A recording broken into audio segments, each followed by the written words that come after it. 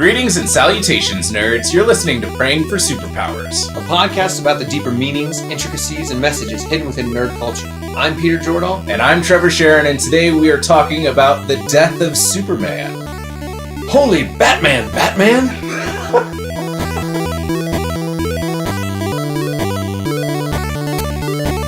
Okay, to premise this episode, we are not talking about the comic book The Death of Superman.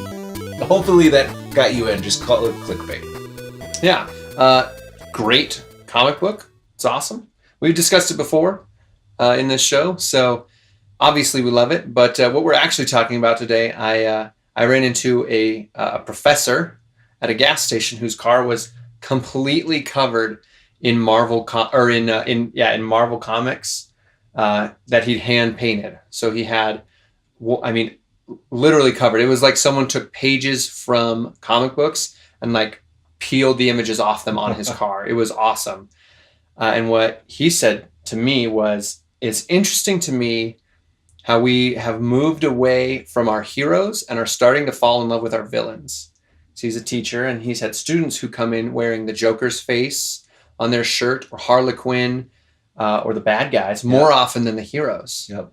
And this is different than just falling in love with anti-heroes, which we've seen with happen Wolverine, the Punisher. Deadpool is an anti-hero. I pulled off a few things that I thought were really interesting. So Superman was created in 1938, and his original suit colors were bright red and bright blue. In Batman vs. Superman, which came out in 2016, his colors were dark blue, navy and almost. Maroon.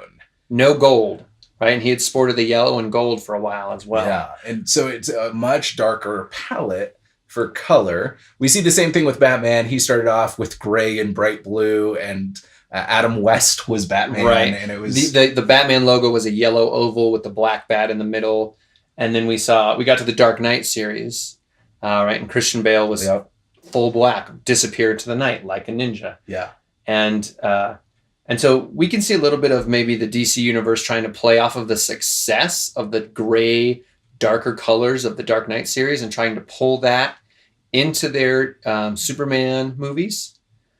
But we also see it in the Marvel comics, and we've seen it in the Marvel universe, where Captain America started off super bright red and white and blue, the American colors, very patriotic, and a very bright, happy demeanor. And as we've progressed through the films up until Infinity War, Captain America has gotten darker and darker to the point in Infinity War, he's wearing all black. Yeah. Yeah. We also see, Wolverine. He started off as brown and bright yellow. Right, with blue stripes. Very bright costume. And even though he was a darker character, really fits better into the anti-hero concept. We've seen him change to just a tank and jeans and smoking cigars and saying the only F-bomb in the MCU.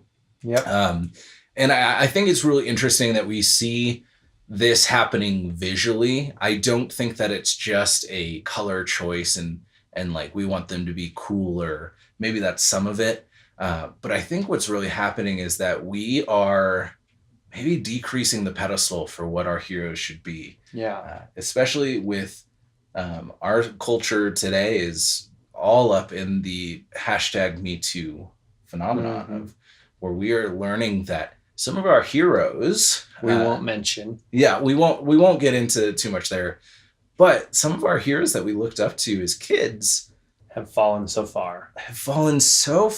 And there's this interesting concept too that I had when I was thinking about this idea. And I want to hear what you think about this, Peter. Yeah. That maybe we're falling in love with the villains because at least they're willing to be honest with us. Yeah, you mentioned that before we started recording, and I love it.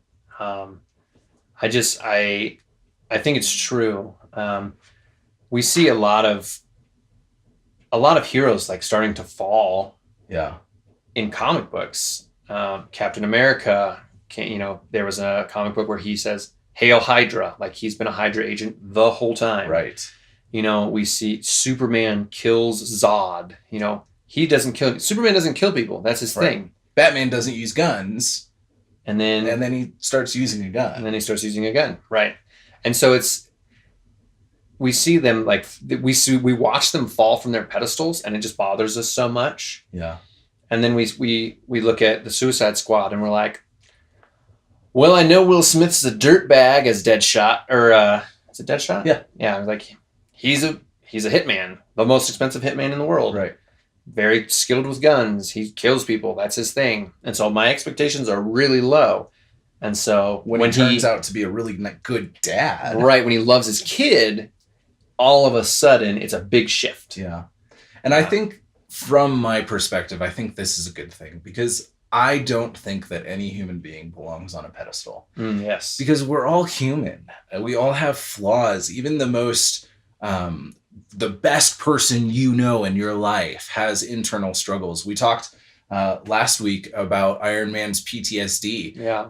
We all have struggles. We're all human. We're not, nobody is exempt from the human experience of brokenness and just our fallenness. And so when we put them up on a pedestal, we're setting them up for failure, because nobody can live up to that. We can't live up to any of the pedestals that we might get up on. I don't think anybody's doing that with us right now. But if they were, we are inevitably going to do something that disappoints the people who've put us on a pedestal. Yeah. And by having a more realistic view, and I think this is another thing that we do in our lives a lot, is we seem to pendulum. So we go from a place where we've got everybody on a pedestal and our heroes are amazing. And then instead of going to a place where we can be more realistic and recognize that Tony Stark is a human, we now look at our villains as, instead of seeing them as villains, we see them as, well, at least he has some good morals. Right. And so we raise them up on a pedestal. And we also say, you know what, Captain America doesn't belong on a pedestal because he's Hydra and he betrayed me. Right. Yeah. And I think we do this in comic books. We see it happen in comic books. I recently got a book at a sale that we had for kids, and it's called The Joker's Apprentice. And it's all about this boy who really falls in love with the Joker, and Batman and Robin try to rescue him and show him that everything the Joker is teaching him to do is wrong and bad, and he shouldn't steal and all this stuff. And the Joker's doing this. But throughout the book, if you don't read the text, it looks like Batman's the bad guy, because the Joker is this clown and he's dressed really brightly and everybody's smiling, and Batman and Robin have these scowls on and they're really dark visually, and they have this very authoritarian depiction where they're telling you, no, you can't do that, and we're going to stop the person who's having fun. And so it's really interesting to kind of see that dynamic as well. That might be how kids see it, too. Right. Yeah, they see, we were all kids. It was often fun to do the wrong thing when you knew it was wrong. Oh, yeah. There's a certain like evil thrill you get, like when your dog does something that your dog knows it shouldn't do, and you catch it in the act, and it just books it away from you. My dog stole a Chick-fil-A sandwich off my plate one day, looking at my face, looking at me in the eye. She grabbed it, she booked it, and just chowed on it while she was running. Knew she had done the bad thing, but it was worth it. And I think that's kind of where we arrive. Like, it's worth it. Like we feel like we're like, oh man, I would love to be in Harley Quinn's position. And I guess it's Harley Quinn. Harley Quinn is either one should work. Where she's got this psychotic boyfriend, and she's just stealing cars. She's free to do whatever she wants. Yeah, free spirit in an intense way. Yeah. And kind of bringing it back around to the title character, Superman. He's, in the most recent movie, the Justice League movie, spoiler, you haven't seen it? Sorry. Which you're probably in the majority. You're probably, yeah. Really. I liked it. I haven't seen it yet. We've discussed before, I like DC. Movies aren't great. As long as I'm entertained and it's not bad, I'm fine. Low threshold. Yeah. They bring Superman back from the dead. Surprise. Yeah. That's like a trope in all superhero comics. And when he comes back, he's so angry, and he just wants to kill Batman. Like, he almost kills Batman. And like in the comics, originally, he would never get there. Right. More so now, he gets closer. He's like, I will mess you up. Yep. Like and even in some of the more recent animated movies, One of them, Batman, is like the forming of the Justice League. Batman is like, no, we don't need to fight him. Don't worry about it. And Green Lantern's like, what? And he's like, well, he won't break his one rule. Will you, Clark? And like Superman like stops like right in front of him. And he's like, huh, Bruce Wayne. That's interesting. And like, so we see that Batman knows Superman won't kill anyone. Superman knows that Bruce Wayne is a good person. Yeah. Right. And so we see that camaraderie. And then in the live action DC universe, we don't see that. Right. We see a Superman who kills Zod, and he grieves for it, but then he wakes up ready to kill again. Right. And I think a big issue with that is the fact that I think part of it has to do with Henry Cavill. Mm-hmm. He just has an angry face. He has a very Superman face. He's got the right jawline. Oh, yeah. I loved him in The Men from U.N.C.L.E. Great. I thought it was a hilarious movie. He makes a good Superman. He makes a good Superman, except that his face is angry. In general, I think. I think he's got a resting B face. Right, RBF. High, like 9. Yeah. Where Batman should have an RBF of 10 and Superman should have like a 5. Yeah, he's the Boy Scout. Yeah, the Boy Scout in blue from space. That's the name. Yeah, and I think it is interesting to see that, when these comic books came out, so when Superman came out in 1938, this is around World War II. We're in the midst of this time where we need somebody outside of our world to fix what's going on, because there's this despair that we've gotten to a point where we can't fix it ourselves. Mm-hmm. And so this need to depend on somebody else to fix it for us. And I think our society has kind of taken that. We've fallen, we give all the power to the government or to these leaders in our lives. We depend on them because we think they're going to keep us safe. And then we end up putting them on a pedestal. Right. And when they inevitably are unable to meet all of our needs that we are giving to them, we start to see them in a different light. And, I think that bitterness is really just disappointment that's been left to fester. And so when we are disappointed by, okay, Superman, why didn't you do it the way I wanted you to? We feel this disappointment, we have this complaint, and it turns into bitterness. And what bitterness does is it gets in front of us and we see the world differently because of it. And so we see Superman, he may still be wearing the bright colors, but in our minds, he's dark and he's this glowering figure, because of course he is, because of my experience with him. Right. Yeah. Oh man. I hadn't even started to think about my experiences with these heroes, and in our real modern world today. There's so much news coming at us every day. Mm-hmm. We have so much input from all these social media, different sites, things from everywhere from Twitter and Instagram to Snapchat. All of it gives you some sort of information every day. Yeah.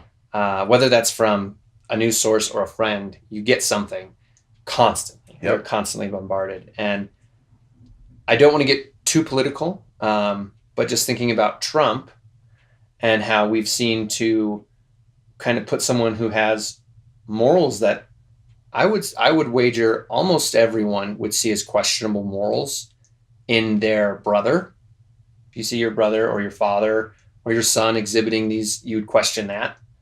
But because he's the president, you've kind of placed him on a pedestal that you're allowing the negative because he's up on the pedestal.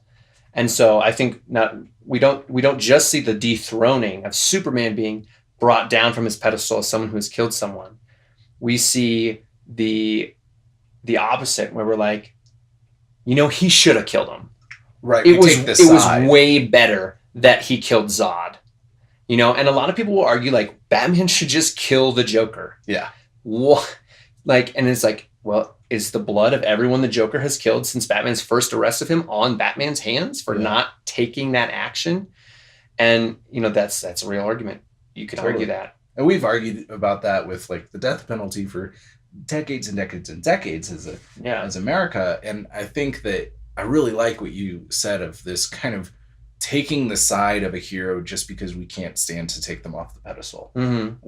We've built them up so much, and we've put so much effort into believing in Superman or Captain America, that as soon as Captain America says "Hail Hydra," we're like, yeah, Hydra's not that bad. Yeah, It's fine. I mean, they stand for order. Right. Yeah. And I think, I mean, that's so dangerous. And if you look at like the Milgram experiment, which is a psychological experiment where they were testing authority. They had a person in a room. Prison experiment? No, that's the Stanford prison experiment. So this one is, they had one actor in a room and had a psychologist and then the actual test subject come in. The test subject was told to press a button to increase electrical pulses into the person in the room, and they kept going. And what they found was people would go way past the point they were comfortable with. So the guy in the room would complain about having a heart problem and feeling his heart acting funny every time he was shocked electrically. The psychologist would say, we need to shock him again because otherwise everything we've done is invalid and the experiment is ruined. And the guy in the other room is, like, one-way glass. Can't tell who's doing it to him, right? Opposite direct. Well, they couldn't even see the person in the other room. They just heard it. So there are a lot of ethical questions that come up with this experiment, but it was really useful information because what we found was if an authority figure tells you to do something that you think is morally wrong, you're more likely than you want to believe to do it. And we've seen this all throughout our culture, where if an authority figure tells us to do something, even if we question it, even if we think it's morally incorrect, we do have this tendency to believe and to obey rather than to stand up to an authority figure and say, no, that's wrong. I need to stop. And so people would shock this guy in the room to the point where the guy in the room stopped responding after complaining about his heart feeling funny. And it was frightening to see how long after that point they continued to shock him and increase the electrical charge and get up in voltage. And so were they actually shocking him? They weren't. Okay. So he was acting. He was acting like he was being shocked. But the person who was causing the electric shock to go through was an actual test subject and genuinely believed that they were causing electrical pulses to go into this person. Just so you don't think that this is like a torture. Yeah, no. This was a real well done study. And like I said, ethically questionable. That it would never hold up in today's society. No, 50 years old? Yeah, it would never be allowed to happen today. No. But tells us a lot that we do have this tendency to take the side of authority, even if we think it's morally wrong. Yeah. It's a scapegoat. Yeah. So I had to. They told me that the experiment would not count if I stopped. Right. I was just following orders. Yeah. That line is said by so many characters in movies and comic books. It was them. I was just following orders. It was them. I was like, I have been at the mercy of men just following orders before. Yeah. And I think that's from an X-Men movie. I think so. But I think that's kind of where we're going. Yeah. With these Marvel movies. Not that we see any of them as authority figures, but like, this is a story from when Harry Potter was at its height. The movies were still being filmed. Daniel Radcliffe is on a pedestal, literally, on a stage, and there's thousands of fans. And he's being interviewed, and he's like, it was crazy. They were chanting my name. They weren't chanting Harry. They were chanting Daniel. Like, they were chanting my name. I could have said, we march on the palace, and these people would have followed me, right? And so, I doubt it. England loves their monarchy ridiculously, but it is humorous and kind of scary to consider when an authority figure gives you an order. Mob mentality kicks in when you have that scapegoat. It was just crazy. Everything was happening. I didn't want to get attacked, so I joined in. And that's kind of what happens. I want to bring the circle around just a little bit because I just thought about this. So 1938, Superman shows up in comic books. Also the time that we have Hitler leading a whole regime against a group of people. causing mass destruction and a war to be remembered for the rest of history. And now we've come to this point where we're questioning the hero that stood up in nerdom to that evil. And Captain America, who was literally punching Hitler. Like, that was his trope. Yeah. He, and they do that in the movie where he punches, how many times? Oh yeah, I've punched that guy out like 100 times. Yeah. But it is really interesting to see how just the way that we've thought about Captain America differently lately, especially with the Hydra thing and Hydra representing the Nazi regime. Yeah. They were. Yeah, right. And but, so, well, yeah, they were the parent company of the Nazi regime. Right. But really interesting to see how this paragon of virtue is now one of them. And sure, they explained it away, and it was, big media stunt, and it was really, did a lot for Marvel, but really interesting to see that shift where that is now something that we're willing to even play with. Yeah. The fact that we mess with it, and that, I like happy things generally. I don't get into horror movies. I don't get into thrillers. I don't get into scary things because real life is scary enough. I get bills. I have a 9-month-old. I have a 10-month-old. I have work. I don't need more stress. So like the Netflix Defenders series, right? Jessica Jones, Iron Fist, Daredevil, and Luke Cage they're dark heroes. They're anti-heroes, some more than others.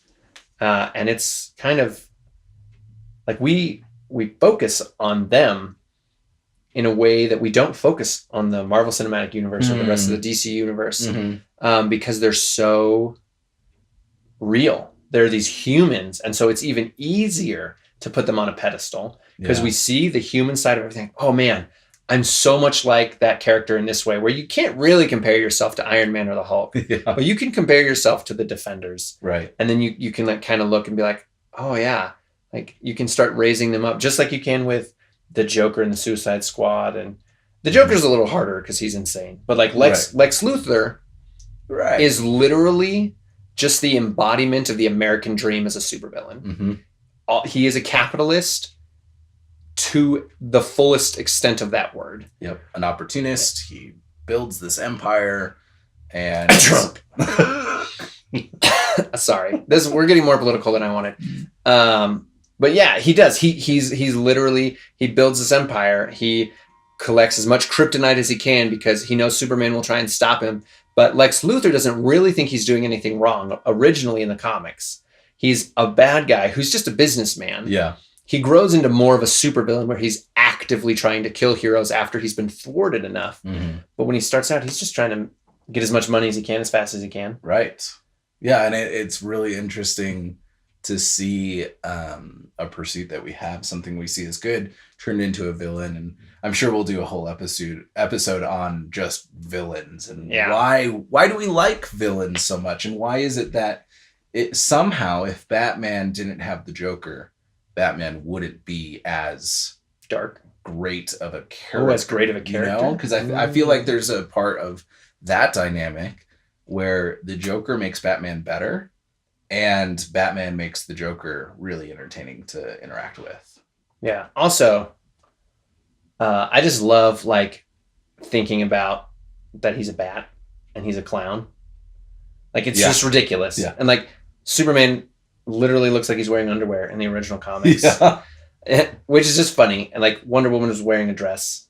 like you go back to these old art versus new art, and like the newer it gets, more realistic it gets. And I think that plays a role. Yep. The characters are more and more real. Yeah. Interesting to me. And here's shouting out to you, Mark Hamill. Happy birthday, 2 months ago, but yeah, happy birthday. And then lastly, just a shout out to our sponsor, Petrie's Family Games. One of my favorite board games is DC deck building game. Oh yeah. It's a deck building game, not a board game, but if you're in Colorado Springs, you can probably pick up a copy. You can pick up any copy of any game there. Oh, yeah. He'll order it in for you. We love them, so You should check them out sometime. Give them some support. Give us some support. Like and subscribe to our YouTube channel. Follow us wherever you listen to podcasts. We'll make sure that there's no way for you to miss our content. And join us on our website, prayingforsuperpowers.com. We both have our corners. We try to post stuff there every once in a while. And look out for that no clip mode. You'll see it. Check you out later.